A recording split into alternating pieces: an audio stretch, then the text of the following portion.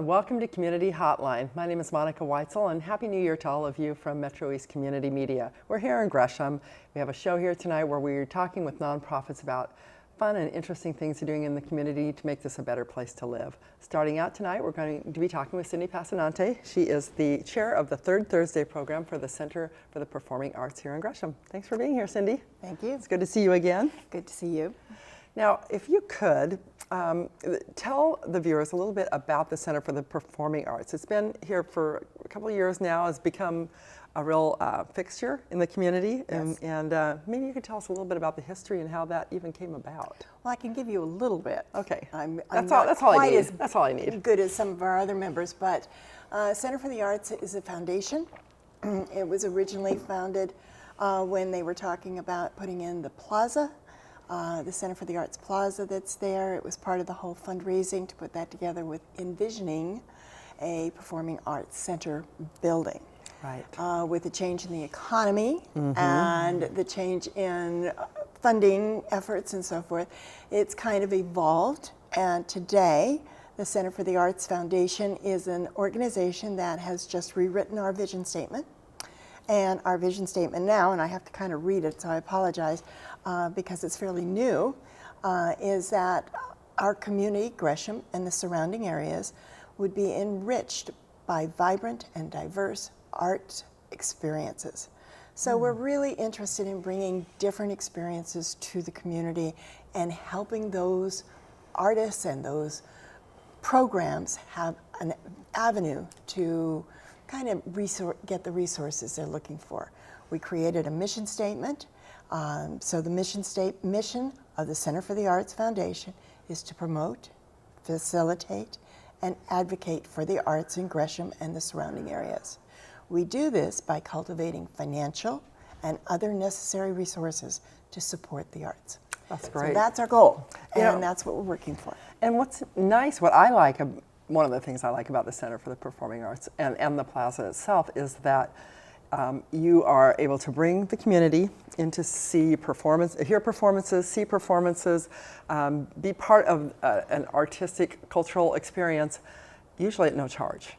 Frequently, it's no charge. Yeah. Sometimes there's a small charge, but it's never for different prohibitive. things, but it's not prohibitive. Yeah. And the idea, and we do this through grants, through grants from the city, from different organizations, from donations, from supporters that understand and feel, as we do, that the arts of all styles are so important to our community and everyone that is fulfills their inner selves. Yeah, it feeds the soul. It feeds the soul. It does. And it's nice because you don't focus on just one type of art, and most of it is family friendly.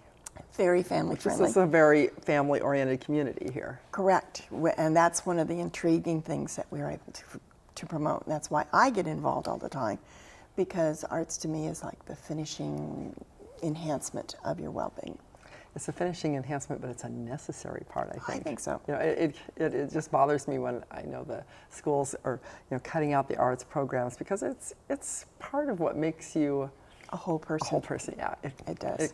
It completes you. It helps balance your life. Tremendously. Yeah. Tremendously. So you've been with the foundation how long now? About 6 months, I think, in May. You jumped in with both feet, didn't you, Cindy? Of course. I do enjoy doing that. Yes, I know you do. You're involved in a lot of things. You are chairing a program called Third Thursday Studios. Correct. Tell us a little bit about what that is. When I was asked by our president, Sue O'Halloran, who has been involved in the Center for the Arts from the beginning, and she asked if I would consider becoming part of the board. And I said, well, yeah, I would probably do that, because I was really interested in what they were doing. The very next conversation was, will you chair up an event Get on the that board. we could do? Yeah, share a that program. we could be sharing the idea of different types of artists that are within our community and art venues and media. And so, wow, that's intriguing. So we kind of talked, and she had some people that might be interested in being on the committee, and we ended up with a wonderful group of ladies. All women? Right now, all women, yes, with very diverse interests. And that has been so much fun to work with, because each comes from kind of a different focal point.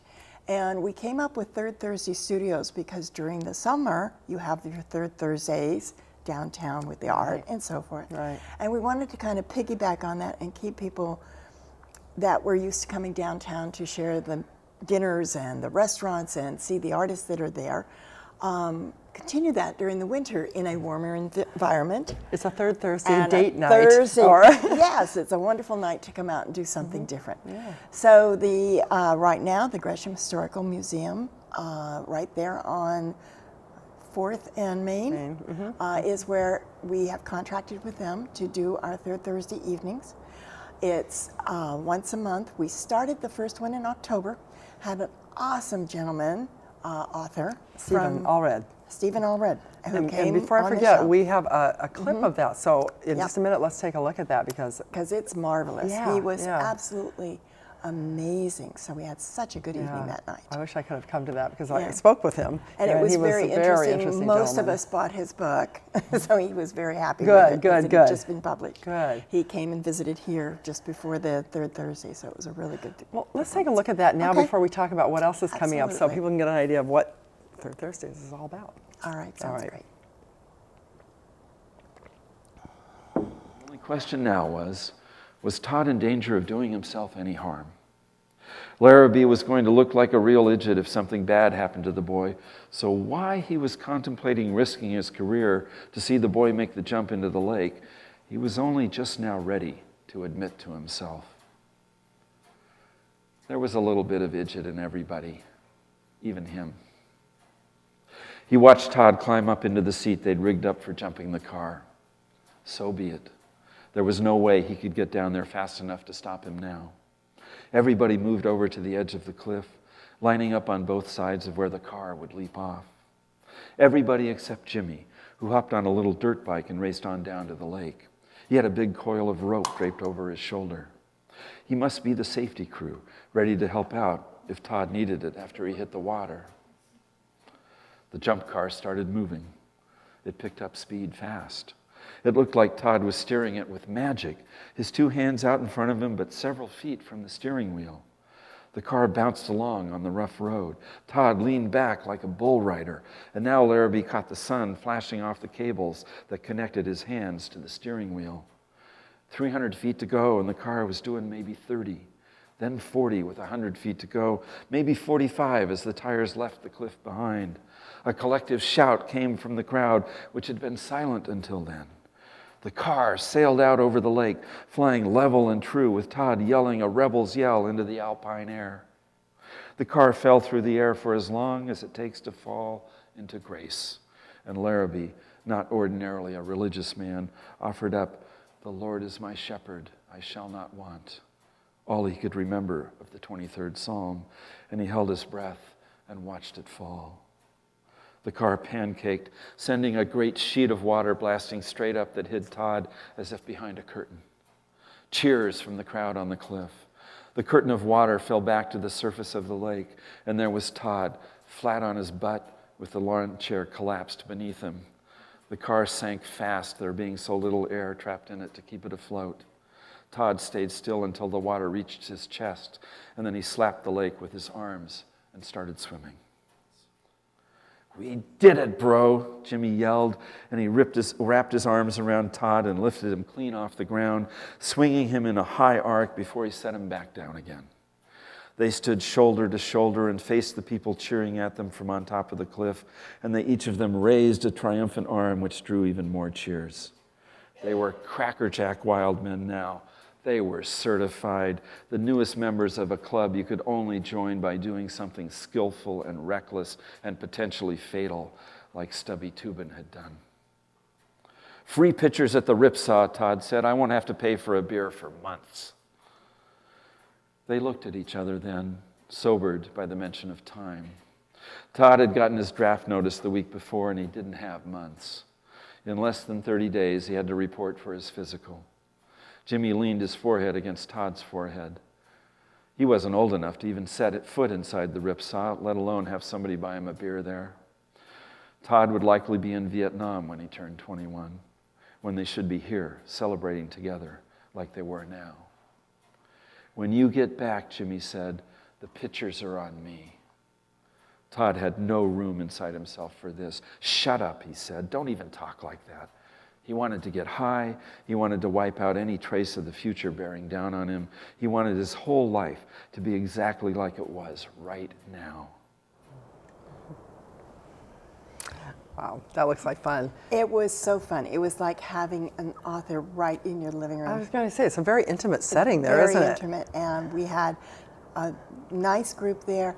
It was like there was some refreshments served, and he just did a wonderful job. So tell me, Cindy, how else did this work? Did he introduce himself and talk about himself a little bit first, or? Yes. Basically, I introduced him, and then he talked a little bit about himself and what inspires him to write the stories. Okay. Then after he read a short snippet from his book, we had an question and answer period, and it was marvelous. The questions were incredible. The insight was beautiful, and I think everyone really walked away feeling good about it. It's always really fun to talk to an author, especially if it's a book that you like and you know. Absolutely, and that, like I said, everyone went over and bought his book. It was just a really wonderful. He's a very likable guy. He was. Now, we took a break during the holidays, and then we come back again this month, and this time we have a couple of local poets that have been produced. So 2 people instead of 1. 2. We're so excited to have them come. They're out in the Corbett area. Do they know each other? Or They do. They actually do. They interact quite a bit with each other. This is the little poster that you'll see all over town now. Okay. And it talks about our 2 gentlemen that are coming. They are wonderful poets. They have written about the bridges, the steel bridges, and one gentleman comes from Russia and the other gentleman is from the East Coast, and they've both settled out here. So we're very excited to have them coming. They're going to be talking and reading some of their poetry. They're going to be untangling the puzzle of poetry. Untangling the puzzle of poetry. putting That's a rather poetic little- itself, isn't it? Yes, a little. Well, I steal it from a lot of places. But they both, they're going to stimulate the thought and kind of explain how poetry makes you think in other ways. Taking jigsaw pieces of a puzzle, if you like to do jigsaw puzzles, which I do all the time, and putting that last piece in, and how does that feel? And so I feel that this Thursday event is going to be absolutely marvelous. Wonderful. Once again, very intimate setting. The museum itself is absolutely spectacular. Everyone loves to come and see the new things they have. Right, sure. And then it's set up kind of like a little living room where you get to interact really personally with the artists. And so that's very exciting. How will this work with 2 of them? Will one of them come up and We're do their not thing and then the other? 100% sure. You play it They as it kind goes? of want to be standing. They want to interact with the audience. They want to ask questions. If you've never quite understood poetry, this is a great chance to understand it a little better. And poetry does intimidate some people. It does. It does. I have a daughter that likes to write poetry, and I half the time have no idea what she's talking about. So I'm hoping that they're going to explain some of that. Yeah, some of and it's very share- easy, but some Yes, of it is so is- personal that you. Yeah, it It kind of could gives mean you a this. It different could feel. mean this, and I think that's part of the beauty of it. Is that It people can is. interpret Let's it how make they it want. so interesting. Yeah. So I think it's going to be a fun evening. The nice thing is we start at 6:30.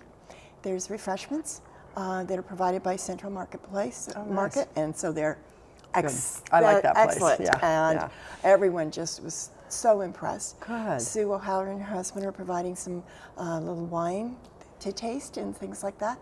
And then we sit down, and the poets are there to kind of intermingle and get to know a little personally, talk and visit with us, like we did with Stephen. And then they sit down and they kind of present their view of the poetry world. And that's a I great think that's gonna be opportunity for fun. them too to get their work out there in front of Yes, somebody. So yes. it's kind of a win-win And they're both there. published, so they'll be bringing their books and have opportunities to get them signed and have a Nice, really wonderful evening. What are the names of the 2 poets that are coming? Okay, so Moldova is from Russia, and I'm not sure I'm pronouncing his name correctly. So, and then we have John Williams, Sibley Williams, and he is from Boston. Okay. They are both absolutely marvelous gentlemen. We visited several times. One of our members on our committee has personally been with them and watch them when they do their talks and their Yeah. readings.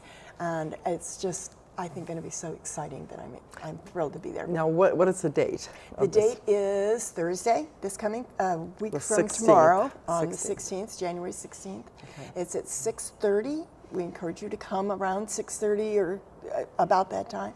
We start the reading and the production will start, the presentations will start at 7 o'clock. Okay. And it's over at 8. So it's a 1 hour. Wonderful just way easy to- and, yeah. easy, Doesn't great to interrupt the go whole someplace instead of sitting at home all evening. Well, You go can have- still go yeah, have yeah, dinner and yeah. still have a nice evening out. So we don't say prices on this television show, but it's very- reasonably priced. reasonably and, priced. And tickets at the door, or do you get them ahead of time? You can buy them online.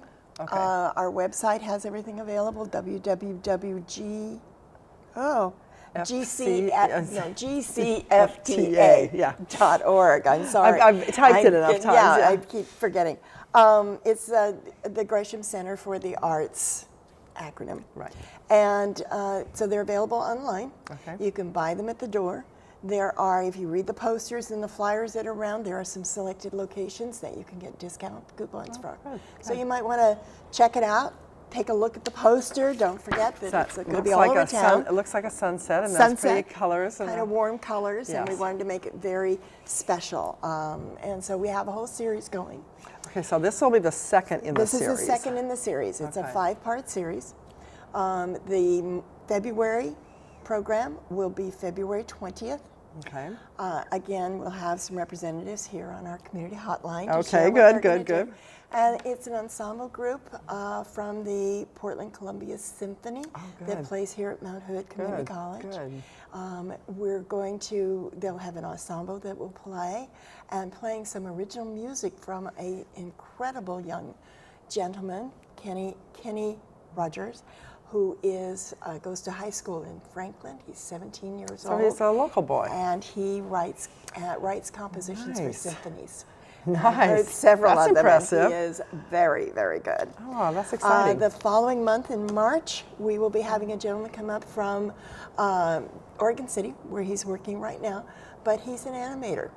And fun. he trained under Disney, worked with many of the Disney films, including the other film was Coraline. Coraline, And yeah. with the other studio and several of the Disney theme parks. And he's now working with some gaming company that does animation for gaming. All right. So it's kind of a different window of how Yeah. art works instead of being the painters and the The standard. standard view, but arts. you- This is kind of giving a little different twist I and like flavor. that. I like So that'll be very exciting. And we're ending the season in April. We're so excited to have Kurt Mauser coming back into Oh, town. good, good. Everybody knows who Kurt is. He's been here, and a Gresham young man that grew up here. He is going Stumptown? Stumptown Theaters. He's been a Stumptown director, a producer, an actor, a singer. He's pretty much done it all. And he's going to be talking about the ins and outs of the theater. Oh, that would be interesting. So I think That it's would going to be very Yeah, good. yeah, it'd be That will end this season. We'll come back next season. This is a 5-year series. Nice. So lots So of we'll good things to look watch for forward to. lots of things happening in September. Good. We're going to start in September and do a series of 6 next year. Wonderful. So we're very wonderful. excited. We're almost out of time, but before we Yes. are, tell us just real briefly, a couple of other things that you've done at the Center for the Performing Arts Plaza. Center for the Arts has a lot of programs going on. Not a lot, but a snippet. We do Music Mondays during the summer, which is really, really cool. They start this year in July. It's every Monday. Starts July 7th.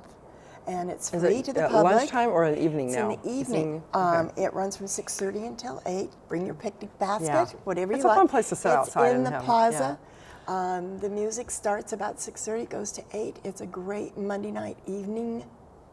Yeah. to And if you spend miss out. it, we always tape it. MetroEast Yes, tapes it's it. We always put it on been the air. taped, and the style of music changes Yes, vastly. very, Yeah. very a lot. And it's been fun because last year we took a survey of what kind of music people wanted to listen to. So we'll be bringing on the results of that and giving a lot broader kind of variety going. So Good, that'll be kind of good. fun.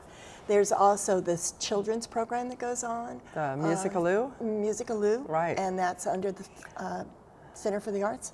program, and it's a children's type venue that comes on Saturdays. But I've heard some of that music, and some of it is just as fun for adults to listen to as it is for the kids. Absolutely, and it's great for grandparents. Yeah, Being yeah. a very It's a great thing to do. Yeah, for grandparents to take their kids to. Grandmother, that's where I bring my kids. And watch the kids dance. Yes, I love they it. love it. Yeah, they do. So those are some of the things that Good. we're involved in right now. We're also trying to be very supportive of other art groups in the community, Great. such as the symphony. Right. The dance studios, and the theater, Nuts and Bolts, the Readers Theater that comes Right. out. So we're in a supportive capacity. with them. Wonderful. Well, you're doing great work, and it's a very needed asset in this community. So Yeah, thank we're you. very Cindy. involved with the Jazz Festival too. Yeah, So the Jazz that's Festival, that's coming up too. And that'll be this summer, so that'll be kind of Great. exciting. Well, while we leave this segment, and thank you, Cindy, for being on, we do have a little bit of footage from the Music Monday, so let's leave on that note. Okay. But don't go away, stay with us, because we'll be right back with another organization from this area that's doing good work in the community.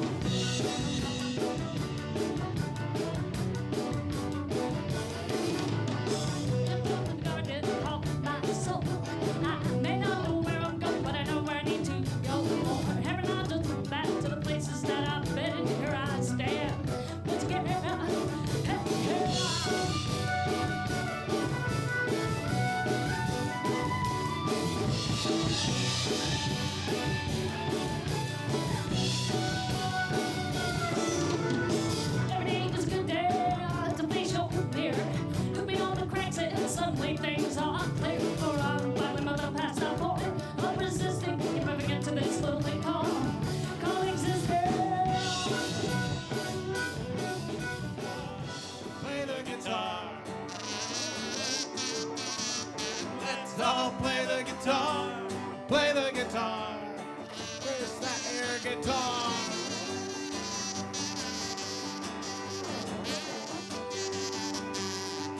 There's a robot on my shoe beating a drum. A robot on my shoe, he's beating the drum. I got a robot on my shoe beating a drum. Robot on shoe beating drum. If you never heard a robot beating the drum, put your ear to my shoe. Let's all beat on a drum, beat on a drum. Let's all beat on a drum, beat on a drum.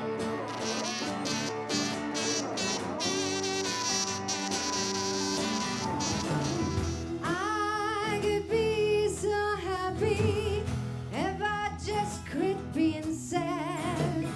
I could be so funny if I just quit being a drag. I could be so sweet if I just stop being sour. I could do all these things. Oh, I have the power. I'm gonna see what tomorrow brings. I'm gonna make it to the midnight train. I'm gonna see what tomorrow brings. I'm gonna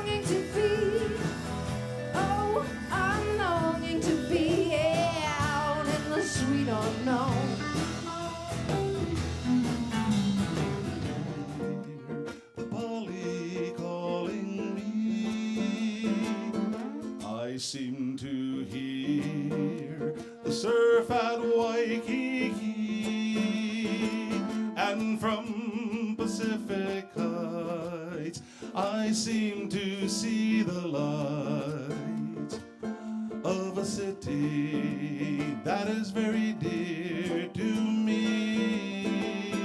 I seem to see the waving sugar cane, the cocoa palms all nodding in the rain. In fancy I am led back to dear old Diamond Head, Honolulu, I am coming back again.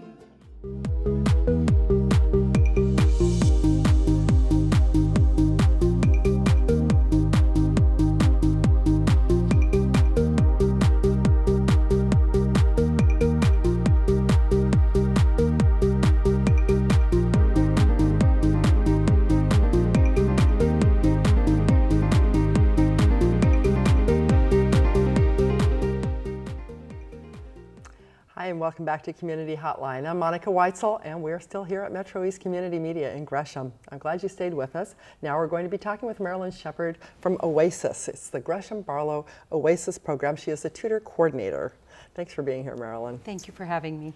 So, OASIS, is it part of the Gresham Barlow School District? What is it? How does that work? It has been involved in the Gresham Barlow District since 1994, I think, was about the first time. OASIS is a national organization that was developed in the mid to late 80s. It began in St. Louis, Missouri. OASIS itself reaches people 50 plus, and they do classes, they do travel, and they also link older people to schools through intergenerational tutoring. And that's the piece that we focus on in Gresham Barlow. Oh, okay. Okay. So OASIS overall is an organization, a nonprofit organization for seniors or people over 50, you said? Mm-hmm.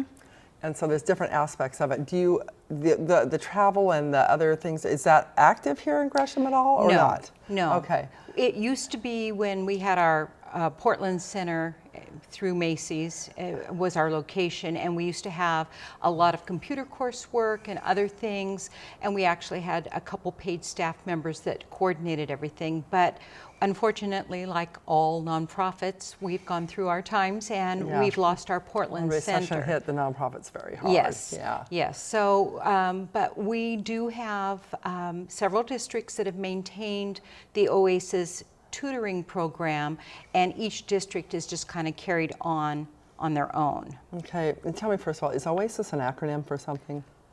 Not that I'm aware of. Okay, I just wondered. I just no, didn't look that up ahead of time, but I was trying to think of what it was. Okay, so the tutoring program, people that are 50 and over normally, and who are they tutoring and what do they do? We bring the tutors in, we train them, we show them how to work with the kids, we have the program that we use. The students then are hooked up into an elementary situation. The tutors go into the elementary schools. Elementary school kids are working elementary in the Gresham Barlow District, and we're not in every building at this time, but we're in a majority of the buildings. Really? Oh, okay. And several buildings have other programs as well. I know SMART is in several buildings, and we have other things happening. But so a tutor is linked with a child. That child sees that same tutor once a week, every week for the school year. For that school year? Oh, so they have that continuity of getting, they get to know, they build a relationship. Great. Yeah. And some tutors elect, and if it works out with the school, they carry on with the same student a second year at times. Oh, that's great. If they both want it, if they both works out, right. It works out both ways. So as a tutor, what specifically are they working on? Is that one specific subject that they're? It is reading and writing. We are really focused on developing the children's oral language. You know, even our children that are born and raised in the U.S., learning to formulate, we all know we aren't quite as good with our verbal at home as we used to be. Kids are in front of computers, kids are doing other things. So we work on formulating that oral language, because in order to be a reader, you must have a better command of the oral language. I don't know how kids can even do it anymore after texting and everything is abbreviated, LOL and TTYL. It's like, I don't even know how they can even talk at all anymore. I mean, I would imagine eventually that's going to affect your writing skills. So do you work on writing, just Yes, writing it and is reading? reading, and oral? writing, oral language. We actually have a 6-part to a typical. Now, in our perfect world, we would have a full hour with a student. Today, we've heard a lot in our newspapers and in the media about the essential core elements. Core curriculum. Yes, and so we don't always get to have the kids for a full hour, but we take whatever we can get, hopefully at least 35 to 45 minutes. And so we have 6 parts to an OASIS lesson. So over the course of several lessons, they'll get to all 6 parts, but they don't necessarily every week. There is reading to the child is reading to the tutor, they are talking, they are writing together. They go back each week, they write a story together, which could be anything from 1 sentence to maybe a half dozen sentences. They reread that writing, then they focus on some elements of the writing, and they do some word work. So they're doing some combination of phonics and different things that they're working on. And we do, like I say, tend to focus on the 1st through 3rd grade students.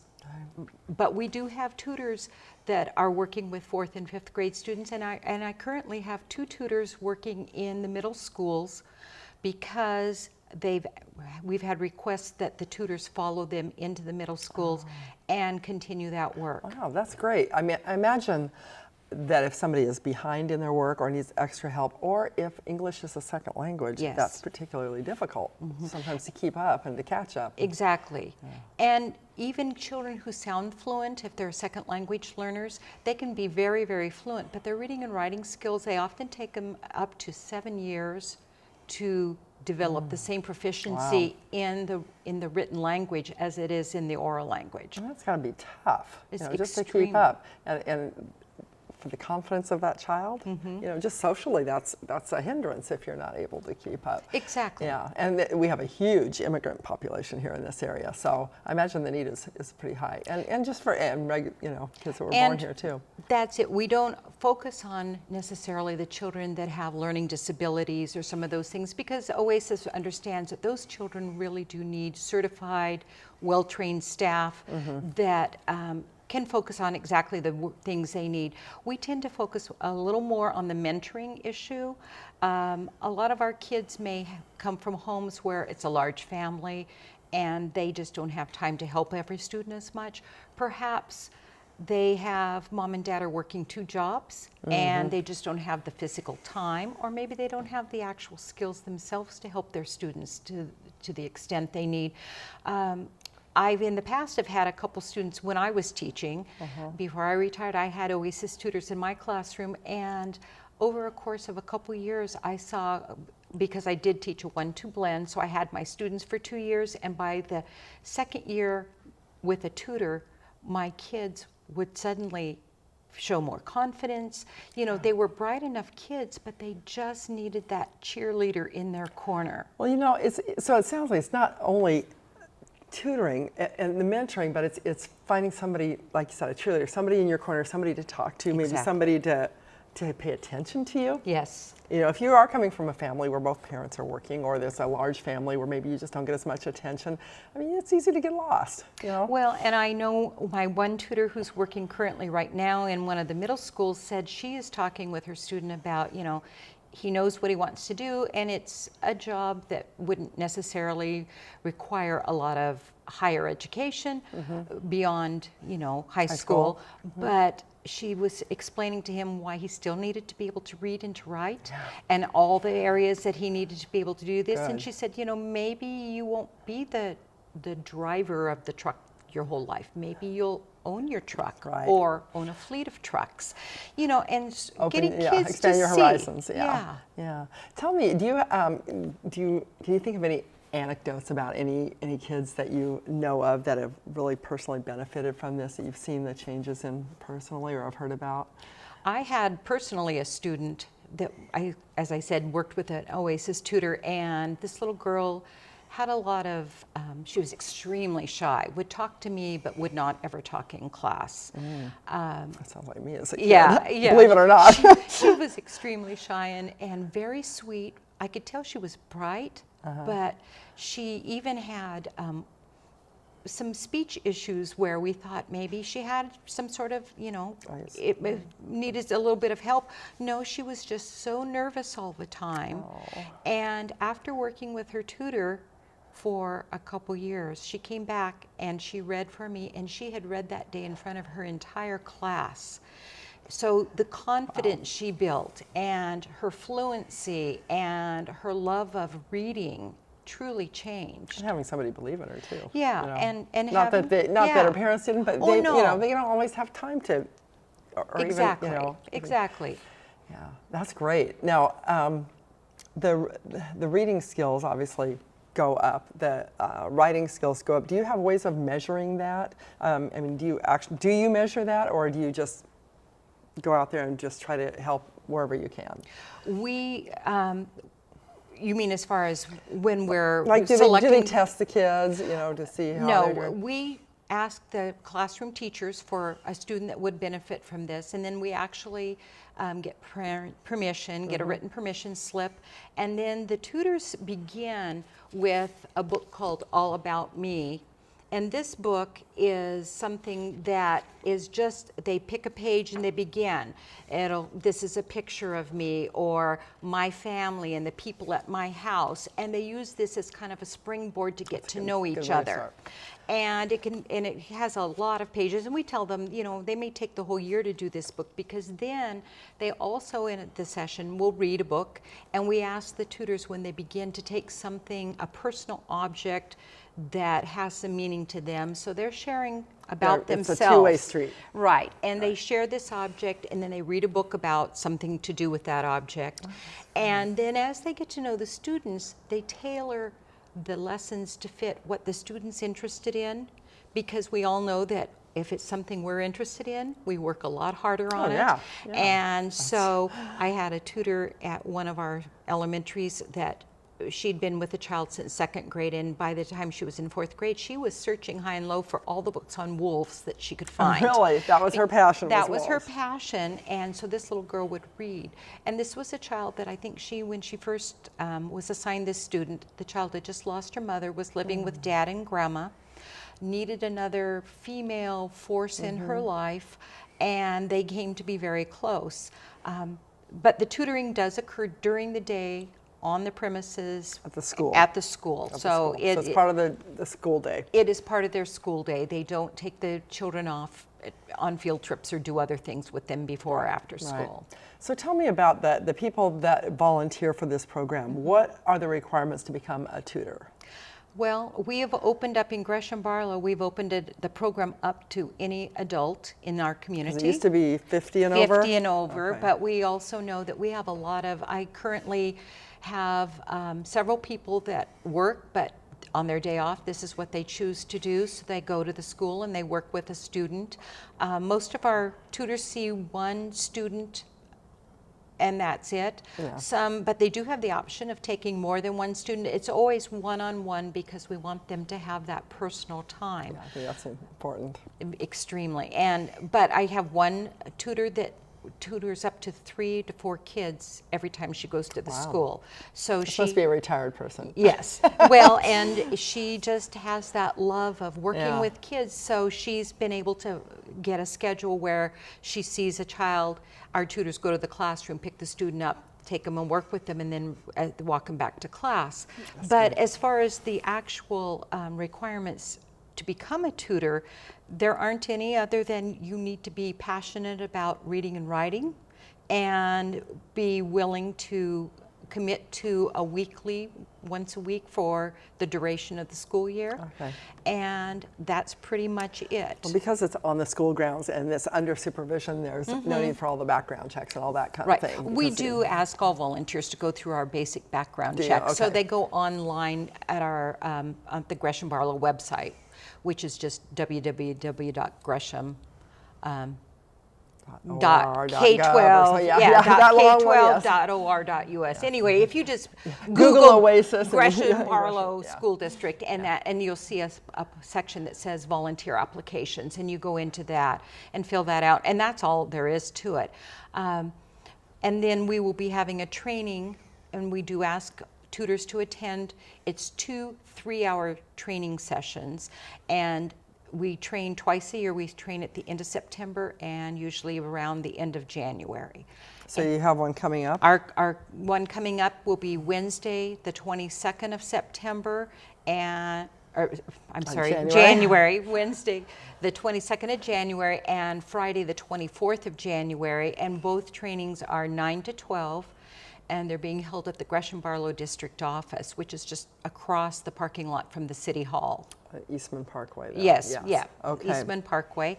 And So if somebody is interested in doing that, should they call to register first? yes, if they would either call on my number and they can contact me, or they can go online by email and contact me. Okay, and we'll have all your Yes. information on the screen so Yes. people at the end of the show, if they haven't shown it already, will be able to Right. write that down Yeah. and And find out. if they somehow miss that, they can always call the Gresham Barlow District Office, and the receptionist can get the message to me, information. and then I will contact them.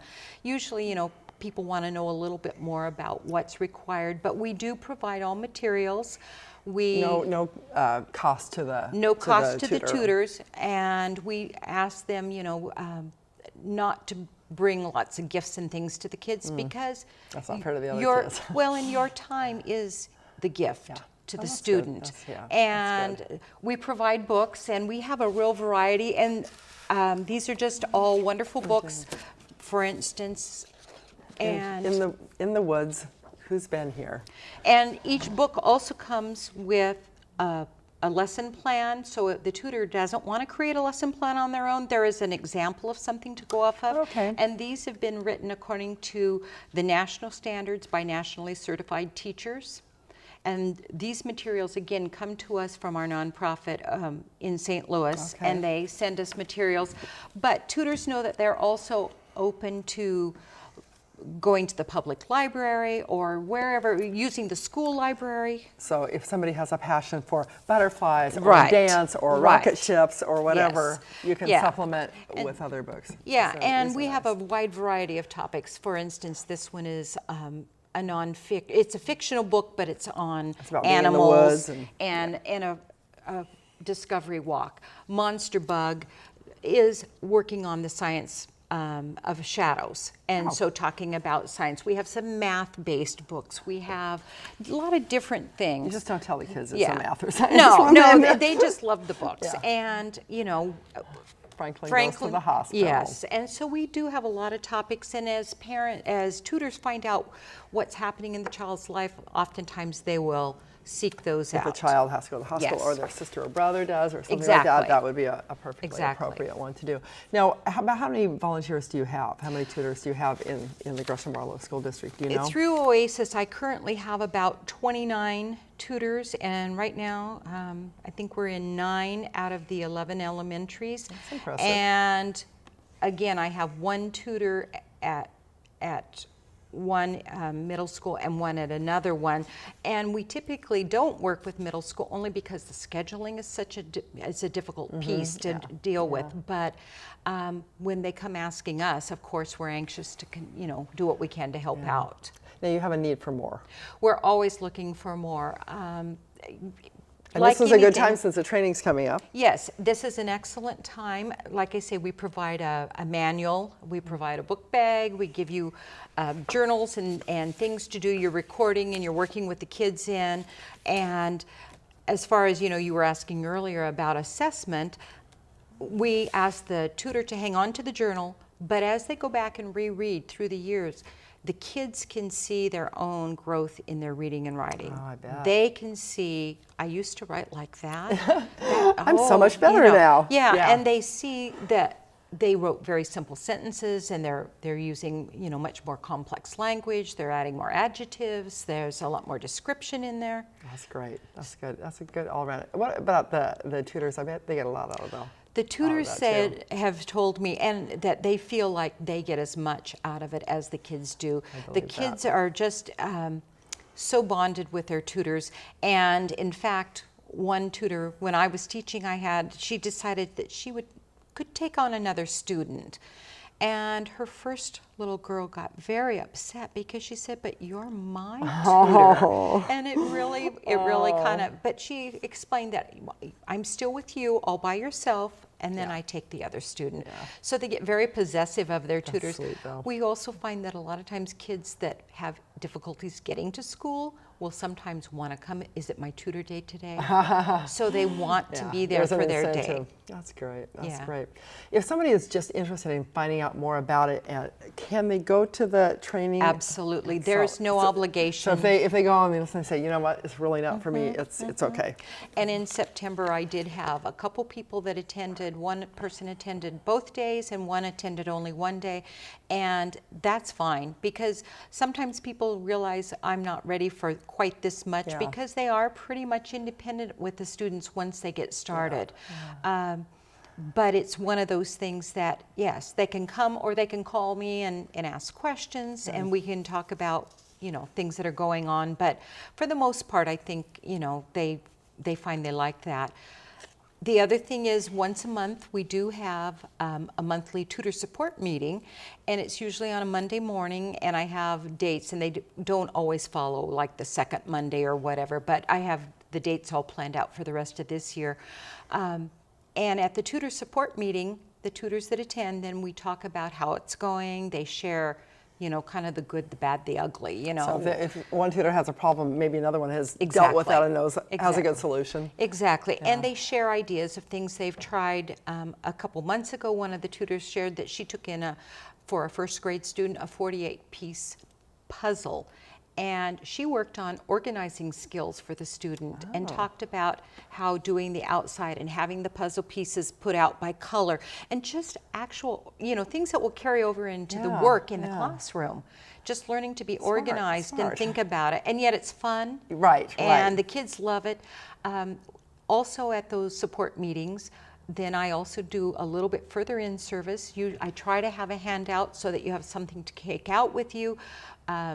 In the January meeting that I'm holding with my current tutors, which will actually be next Monday, we're going to talk about developmental stages of writing.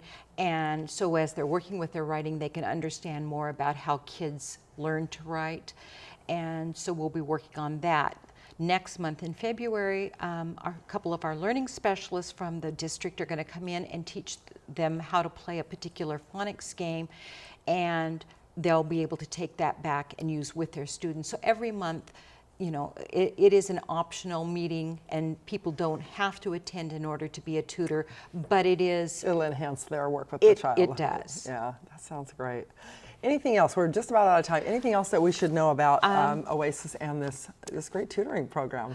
I think it sounds like fun. It is really a lot of fun, and it's a great way to connect with kids. It's also a wonderful way for people who may not have kids in school to find out what's going on in their local schools. We have so many people hearing things about, oh, they don't teach reading in schools, they don't do this and that, and they will actually be in the schools and see what's going on. And there's a lot of exciting things that we don't always hear about. I'm sure that's true. So it's a great way to connect with kids. And if you love kids, I mean, and children's books are so fun. They're really well written, and they're Yeah. fun. Yeah, if you're a grandma and your children live across the country, you know, you need a little child fix Yes. there. This is a good way to connect with a kid, and Exactly. yeah, I think that's a great program. Well, Yeah. thank you so much, Well, Marilyn. thank you. It sounds like a wonderful program, and it sounds like something I'd like to do. It sounds like fun. And if people can't attend this, and this training session, you know, they can always contact the district or watch in the paper next fall, because towards the end of September we'll be training again. So if it doesn't work out this time, You'll be don't doing it forget twice a year. Yes. Wonderful. Thank you so Thank you. much. Thanks for watching Community Hotline tonight. I hope you enjoyed it, and I hope you learned something tonight. There's wonderful things going on in our community. There's volunteer opportunities everywhere. If you don't believe it, just watch this show every week and you'll find out something that maybe will appeal to you. I'm glad you joined us. We'll be back here next week. I'm Monica Weitzel. Thanks for watching Community Hotline.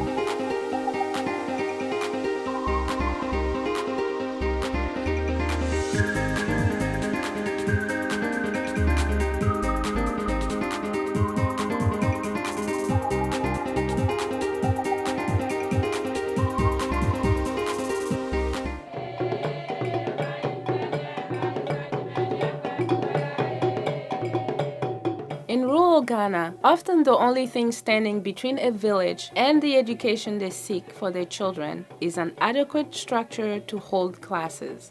Framework International, a Portland, Oregon-based nonprofit, works in partnership with the Ghanaian public school system and local communities in Ghana to provide the physical framework and foundation to operate a school empowering Ghana's youth.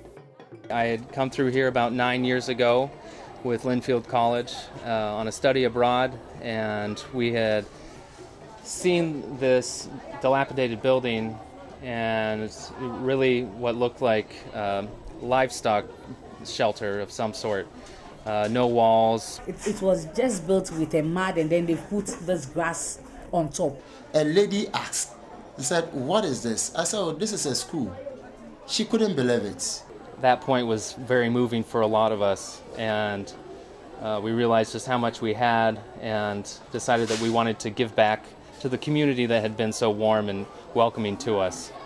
So Seth Prickett took it upon himself to start a project.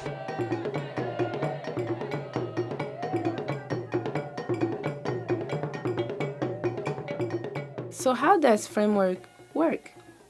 First, we connect with local Ghanaian partners to find potential schools that need renovation or villages that are without a school and desperately need one. We then work with the community and village chief on building plans for the school, including deciding the number of classrooms required and the best location to build it. Funds are then raised with the help of a small group of volunteers in Portland, Oregon, and generous donations from all over the world. Money raised is wired directly to the local on-site managers to purchase building materials and pay local contractors as the building work progresses.